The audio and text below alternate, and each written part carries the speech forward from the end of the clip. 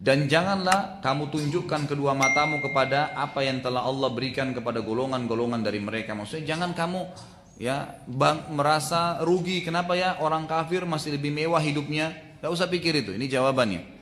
Jadi kalau ada yang mengatakan kenapa ya orang kafir bisa pakai mobil Ferrari, saya tidak.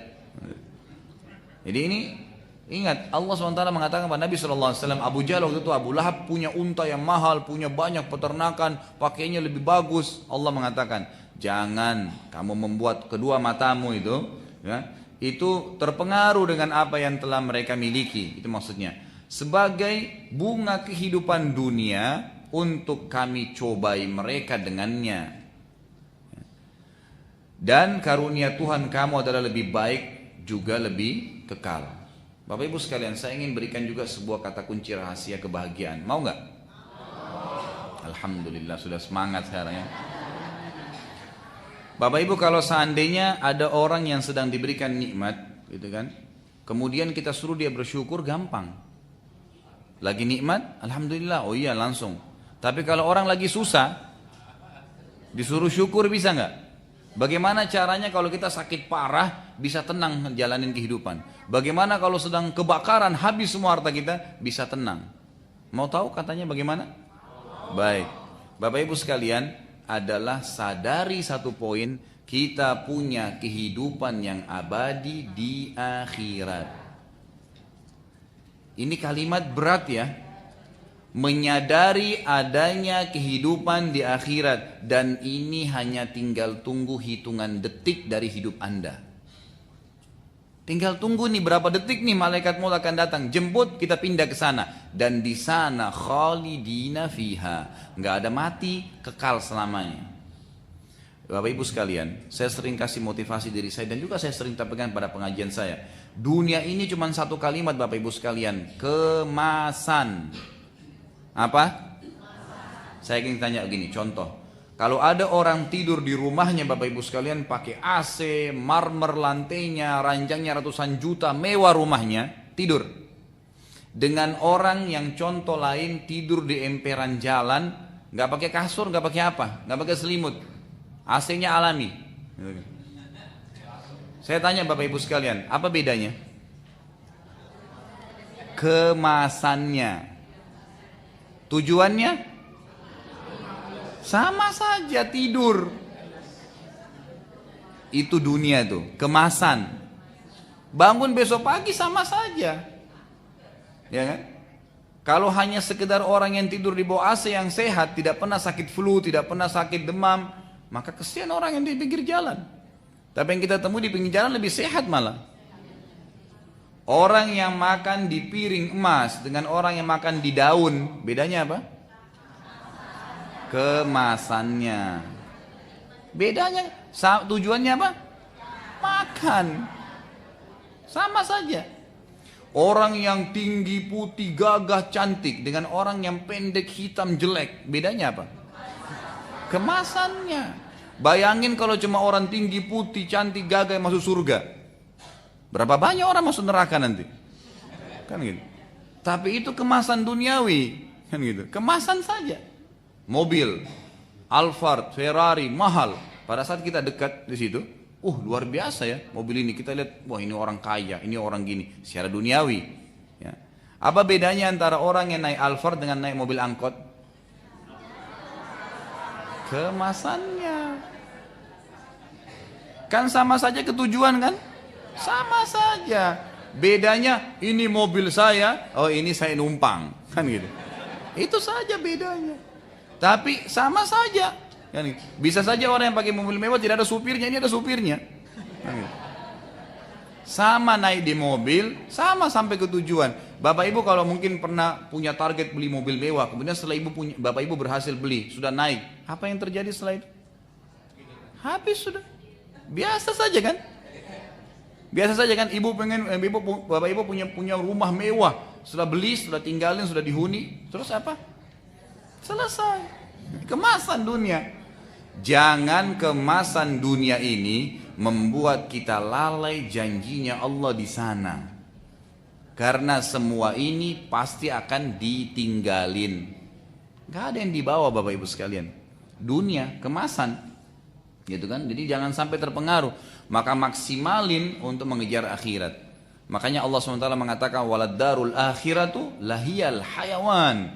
Kehidupan akhirat itulah yang kekal, abadi di sana.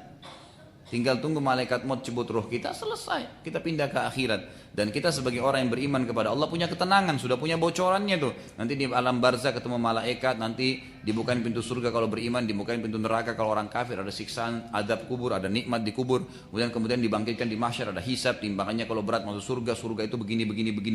Terinciin semua kenikmatannya luar biasa, dalam Al-Quran, dalam sunnah banyak. Kemudian ada kalau salah maka dimasuk ke neraka itu begini gitu kan. Sudah dirincikan semua. Anda sudah tahu, sudah punya bocorannya sebagai orang yang beriman. Salahnya kenapa kita masih mau masuk ke neraka?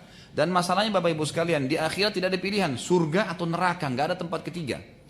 Dan sekarang tempatnya kita menentukan itu. Kalau salah maka salah, dan tidak bisa lagi menyesal di akhirat, tidak ada gunanya. Menyesal di akhirat tidak ada gunanya. Jadi biarin rakib yang catat amal Anda sibuk dengan amal soleh, Anda juga akan tenang di sana. Dan dunia ini hanya kemasan.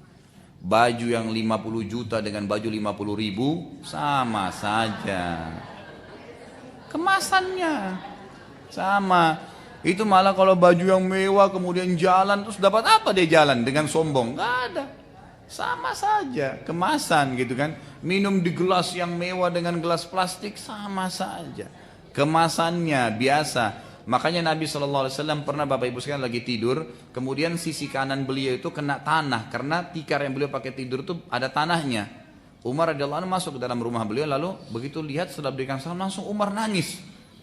Lalu Nabi SAW berkata, ada apa wahai Umar kau nangis? Dia bilang, ya Rasulullah, Raja Persia, Raja Romawi, raja-raja yang sekarang terkenal di zaman beliau gitu kan. Karena mereka tidur di atas kasur-kasur yang empuk, ranjang-ranjang yang besar, yang mewah, kemudian dayang-dayang yang ngipas-ngipasin mereka, sementara Anda raja kami dan nabi kami tidur di atas tanah begini.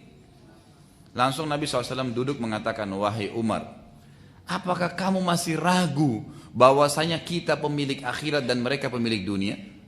Ragu dengan itu? Gak usah ragu. Sebentar ini Bapak Ibu sekalian, siapa yang bisa punya jaminan masih bisa pulang ke rumahnya sebentar? Gak ada. Bisa mati kita ini, dan sudah sering saya ulangi kan, dari ujung tembok masjid ini bisa ada malaikat maut sekarang datang, detik ini cabut roh saya. Bapak Ibu cuma tinggal kenang Khalid Basalamah pernah ceramah, selesai. Saya pulang ke akhirat dan Anda pun akan nyusul semuanya. Ya, siapa duluan? Jadi ini harus hati-hati ya. Dan kita secara individu harus muhasabah, nggak boleh tidak. Harus hati-hati. Jadi dahulukan akhirat. Dunia ini cuma sebentar. Kata Nabi SAW, apakah kamu ragu hai Umar? Mereka memiliki dunia dan kita pemilik akhirat. Di surga Bapak Ibu sekalian, nggak ada masa tua, nggak ada capek, nggak ada sakit. Kata Nabi SAW, nggak ada buang air besar, nggak butuh ke WC, nggak ada WC di surga.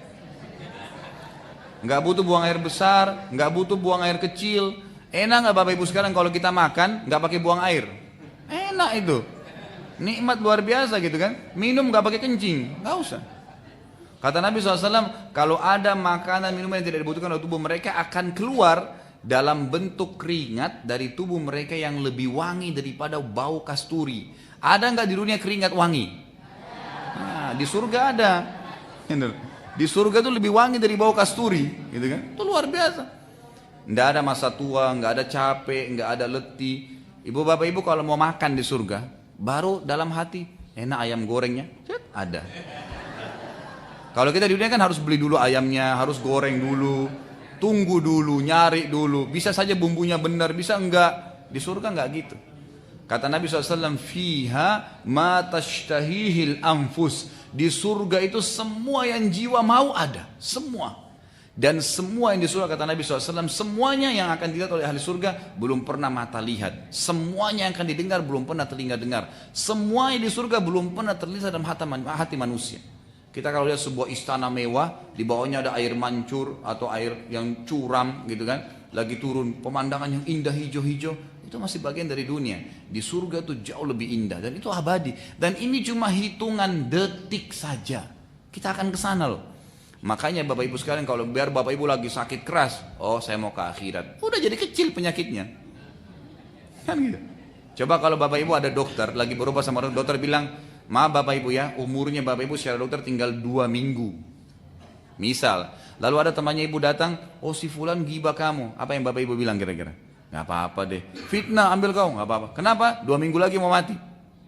Kata dokter, kata Allah bisa setiap detik yang mau mati. Gitu kan. Bisa tiba-tiba kalau datang la yu'akhirus sa'a la yastaqdimun sa'a wa la yastakhirun. Tidak akan dicepatkan atau tidak akan dilambatkan. Tepat on time datang. Kalau malaikat mau datang, nggak seperti kita masih lambat sedikit berapa menit, nggak ada. Datang selesai, detik ini kamu akan mati, dicabut mau kuat bagaimanapun. Adirai itu bodyguard besar, mati. Dia mati nanti itu, tetap mati, semua mati gitu. Maksud saya, sekekar apapun orang fitness juga tetap mati. Kan gitu.